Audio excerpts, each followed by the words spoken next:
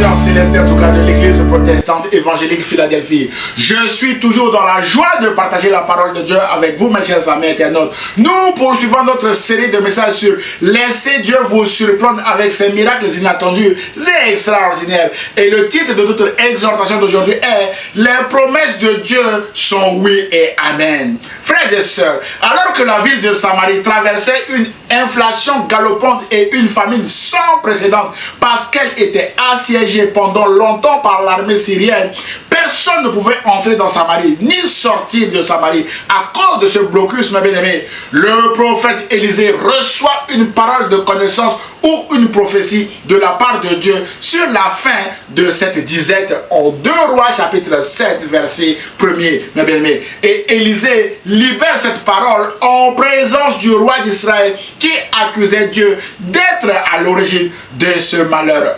Élisée dit: écoutez ce que dit l'Éternel.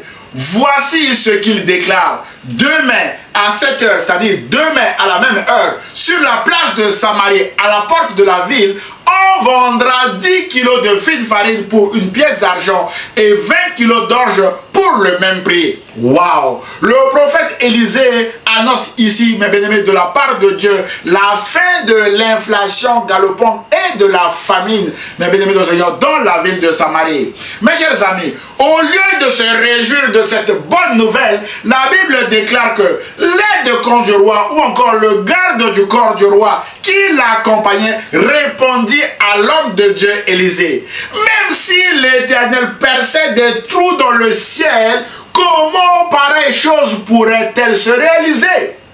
Élisée répliqua à cet homme: mes bien-aimés, tu verras de tes propres yeux la provision ou la nourriture arriver, mais tu n'en mangeras pas. Waouh! La sentence de l'incrédulité de cet homme est tombée, mes chers amis internautes. Frères et sœurs, mes chers amis internautes, la parole de Dieu ne retourne point à lui sans effet, sans avoir exécuté sa volonté et accompli ses desseins. D'après Ésaïe chapitre 55, verset 11. Et cette parole, mes bien-aimés, va avoir ses effets dans la vie des Samaritains, mes bien-aimés dans le Seigneur, et aussi dans la vie de cet officier, mes chers amis internautes. La diffusion de ce message a été rendue possible grâce au soutien de nos partenaires que nous remercions infiniment ici. Vous aussi, si vous voulez nous soutenir, merci de cliquer sur le lien sécurisé qui apparaît en bas de cette vidéo. Votre générosité nous aidera à atteindre plus de personnes dans le monde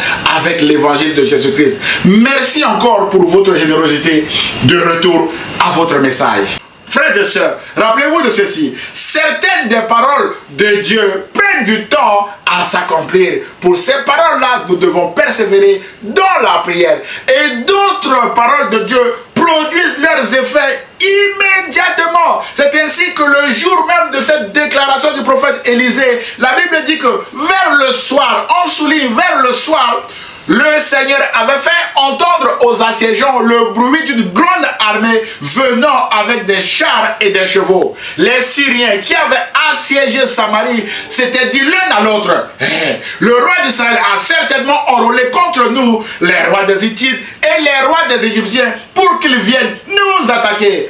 Ainsi, pour sauver leur vie, ils se levèrent et s'enfuirent à la tombée de la nuit, abandonnant leurs tentes, leurs chevaux, leurs ânes, leur nourriture, et ils ont laissé leur camp, mes bien-aimés, tel qu'il était, avec de la nourriture en abondance. Mon frère, ma soeur, la nuit même de sa parole, le Seigneur a mis fin à l'assiègement de Samarie et au blocus, mes bien-aimés du Seigneur, en faisant peur aux Syriens qui ont pris la fuite en laissant derrière eux leur réserve de nourriture en grande quantité.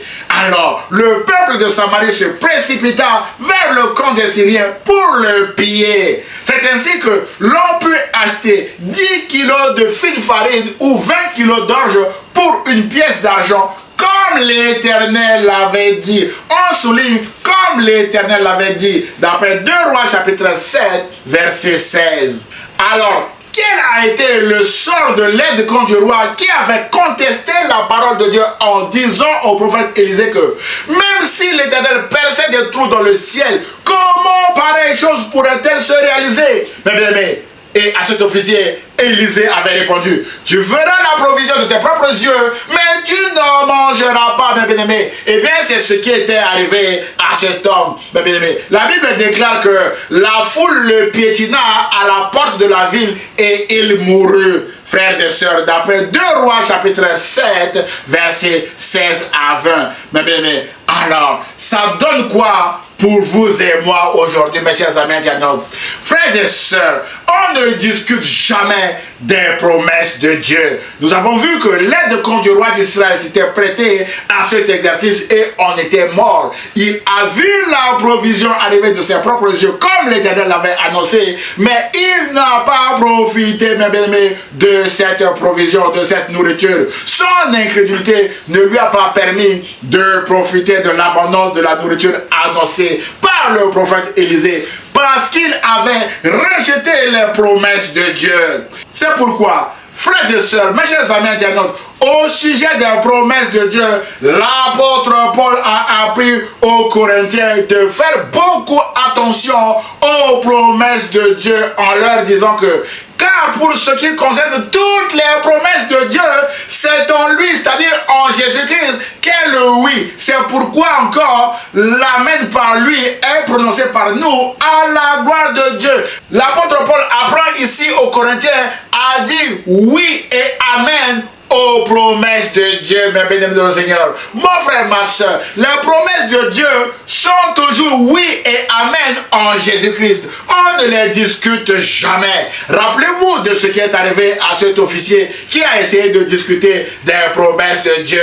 Il a vu la nourriture annoncée arriver, mais il n'en a pas mangé parce qu'il était mort, piétiné par la foule. Et sa mort aussi, mes bien-aimés, s'inscrit dans les promesses de Dieu qui lui a dit, à cause de son incrédulité, que tu verras de tes propres yeux la nourriture, mais tu n'en mangeras pas. Mon frère, ma soeur, Dieu est fidèle et tient toujours ses promesses. C'est pourquoi nous devons toujours dire oui et amen à ses promesses, mes bien-aimés. Et Dieu ne supporte pas qu'on le traite de menteur, car Dieu ne ment jamais. L'auteur de l'Épître aux Hébreux dit qu'il est impossible que Dieu mente, d'après Hébreux chapitre 6, verset 18. C'est pourquoi, si la promesse tarde, attends-la, elle s'accomplira certainement. Ne déclare pas, mes bien-aimés du Seigneur, le contraire.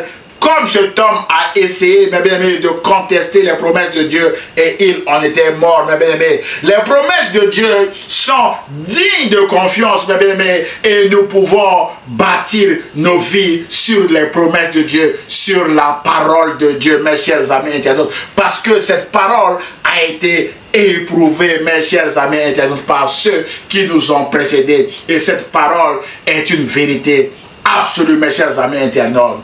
En conclusion de notre message d'aujourd'hui, frères et sœurs, mes chers amis internautes, Dieu vous dit en Jérémie 29, 11 maintenant que car je connais les projets que j'ai formés sur vous, dit l'Éternel, projets de paix et non de malheur, afin de vous donner un avenir et de l'espérance. Mon frère, ma soeur, quelle que soit votre situation actuelle, quelles que soient les circonstances que vous traversez actuellement, ce n'est pas pour rien que vous êtes tombé sur cette vidéo. Saisissez cette promesse, mes bien-aimés, et rendez grâce à Dieu. C'est alors que vous verrez la gloire de Dieu s'accomplir dans votre vie. Rappelez-vous que Jésus-Christ est l'accomplissement de toutes les promesses de Dieu, y compris celle-ci. C'est pourquoi, mes bien-aimés, ce message vous encourage à accepter Jésus-Christ comme votre Seigneur et Sauveur, si vous ne l'avez pas encore fait, mes bien-aimés. Et surtout, ne laissez pas vos circonstances actuelles, qui sont passagères et impossibles selon vos propres appréciations, vous pousser à remettre en cause les promesses de Dieu pour votre vie,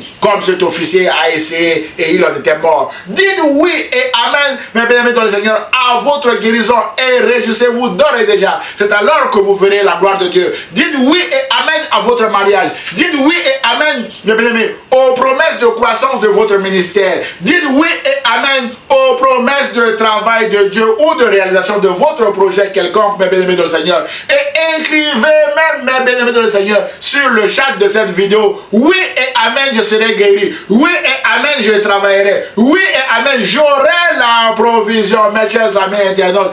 Et nous prierons pour vous afin que toutes les promesses de Dieu pour votre vie s'accomplissent, mes bien-aimés dans le Seigneur, comme Dieu vient de vous le dire en Jérémie 29, 11 que vous venez de saisir, mes bien-aimés dans le Seigneur. Et c'est alors que vous verrez aussi la gloire de Dieu s'accomplir dans votre vie et vous témoignerez autour de vous que notre Dieu est le Dieu de la provision divine. Mes bien-aimés dans le Seigneur, j'ose espérer que ce message vous a fait du bien. Alors, aimez-le, commentez-le et partagez-le à vos proches, mes chers amis internautes. Je vous souhaite alors bonne journée sous la grâce de Dieu et à très bientôt, mes chers amis. Au revoir.